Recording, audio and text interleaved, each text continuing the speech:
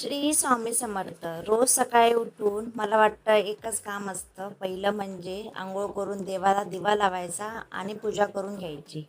आज जरा बाहेर ऊन पडलेलं म्हणून बाहेर मी कपडे वाळत घातलेले आजचे आणि कालचे कपडे काढून घड्या करून ठेवल्या. मुलंसुद्धा मला कामामध्ये मदत करतात आणि ते आपले आपले कपडे घेऊन जाऊन स्वतःच्या कपाटात देखील ठेवतात. आज जेवणाला बाजारातून मिस्टरांनी निरफणस आणलेला. आमचा श्रावण सुरू असल्यामुळे आम्हाला सध्या हे असं बाजारात जे काही मिळत आहेत फळं तीच आणून खावी लागतात. मग निरफणसाची कापं तर सर्वांच्या आवडीचे आहेत आमच्या घरात. मग मी आधी सोलून घेतला आणि नंतर विळीवर असं कापून त्याचे तुकडे छोटे छोटे करून घेतले. मी सुरी जास्त वापरत नसल्यामुळे मला त्याची सवय पण नाही आहे. आमचं सगळं जास्त करून विळीवरच असतं, कातणं चिरणं जे काय आहे ते. मग मी त्याचे असे लहान लहान काप करून घेतले.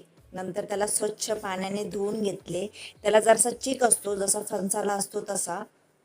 पाण्याने धुवून घेतल्यानंतर यामध्ये मीठ, तिखट, हळद आणि आमच्या इथे कोकमाचा रस मिळतो, त्याला आम्ही आगळ म्हणतो, तो सुद्धा वर घालून थोडा वेळ ठेवलं मी आणि त्याला मिक्स करून ठेवून दिलं.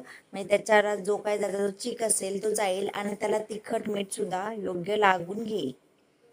तो करता करताच बाहेर पुन्हा पाऊस आला आणि मी घाईघाईने धावत जाऊन आधी बाहेरचे कपडे काढून घेऊन आले आणि लगेचच दारात आमच्या दोऱ्या बांधून ठेवल्या आहेत आमचे कपडे सुकत घालायला.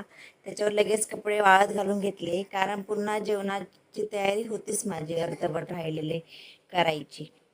मग कपडे सगळे आत नीट घालून घेतले. हा बघा आमचा छोटा इथे बाहेर खेळतोय. त्यानंतर येऊन आधी भात कुकरला लावून घेतला.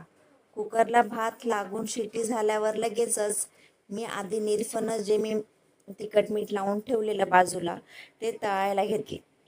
ते भाजायला घेतल्यानंतर ते बघा भाजून सगळे असे छान झाले आहेत आणि आद्या छोट्याला खाऊ दिलं तर त्याने म्हटलं, मम्मा छान झाले आहेत बघा. चला भेटूया पुन्हा.